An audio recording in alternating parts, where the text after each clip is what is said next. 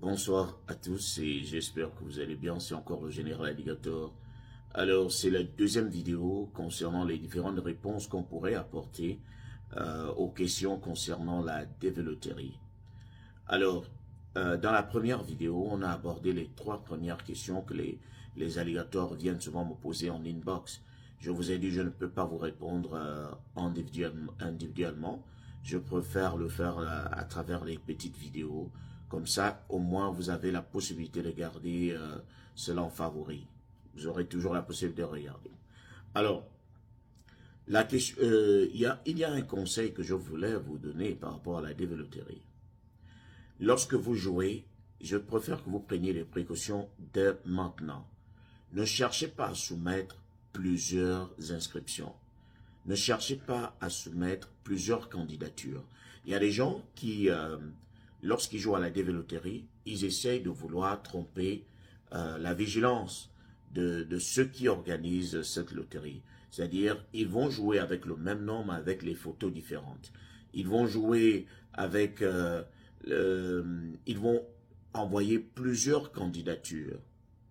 C'est-à-dire, ils vont jouer 3 ou 4 fois en se disant, si je joue 4 ou 5 fois, avec le tirage au sort, on pourrait tirer une de mes candidatures. Mais ce que vous oubliez, c'est qu'il y a ce qu'on appelle une présélection bien avant les résultats. Il y a des dossiers non conformes. Les dossiers qui n'ont pas respecté les instructions, ces dossiers seront triés. Les dossiers incomplets seront triés.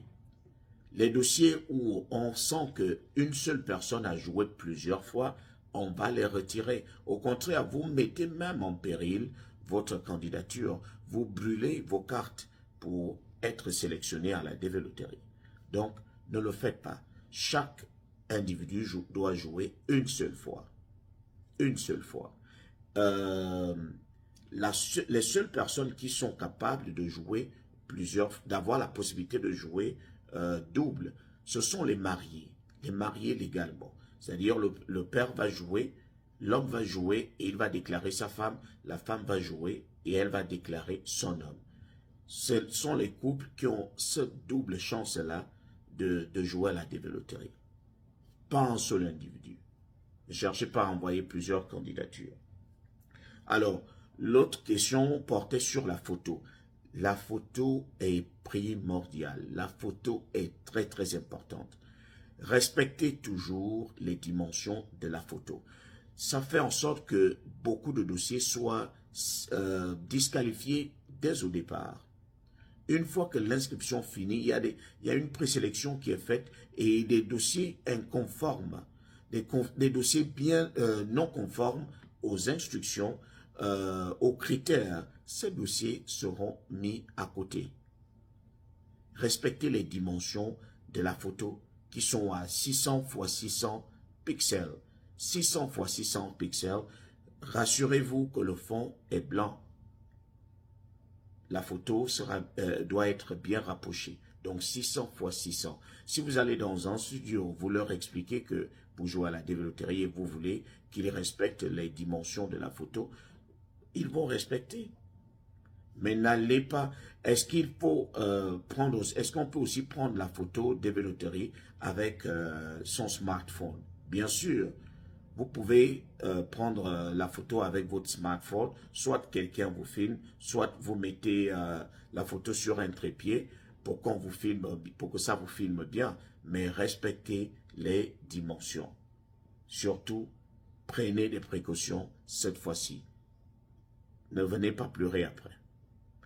Et l'autre question, c'était, dois-je déclarer tous mes enfants? J'en ai tellement. Bien sûr, vous êtes censé déclarer tous vos enfants, même si ceux-ci ne vivent pas avec vous.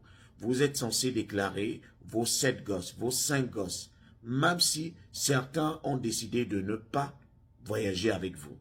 Mais vous êtes dans l'obligation de les déclarer. Est-ce que je dois déclarer mon épouse si je sais très bien qu'on est en séparation de corps? Oui. Vous êtes censé la déclarer parce que légalement, elle est encore votre épouse, même si elle ne vit plus avec vous.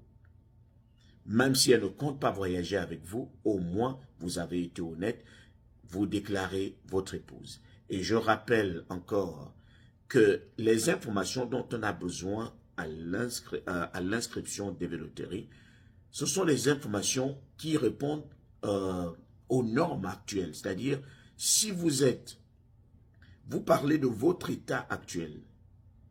Si, par exemple, vous n'êtes pas marié, déclarez que vous n'êtes pas marié. Même si après les inscriptions, un jour après les inscriptions, vous allez vous marier. Mais au moment où vous jouez, vous n'êtes pas encore marié. Dites que vous n'êtes pas marié. Et si vous l'êtes, même si vous êtes en procédure de divorce, dites que vous êtes marié. Vous allez vous justifier plus tard. J'espère qu'on se fait comprendre. J'ai dit, avec cette session, vous n'aurez pas à trop m'embêter après avec des questions. Parce que je me dis que vous allez prendre le temps de regarder plusieurs fois cette vidéo-là. Si vous ne trouvez pas les vidéos sur TikTok, allez sur notre chaîne YouTube, Général Alligator. Vous allez trouver là-bas. Si vous n'êtes pas sur TikTok, allez-y sur YouTube. Je vais publier les mêmes vidéos là-bas. Je pourrais également publier sur notre plateforme Mentalité Alligator sur Facebook. Donc, ne vous donnez pas une occasion de rater cette fois-ci ou de mal faire votre inscription. À bon entendeur, les oreilles, n'est-ce pas?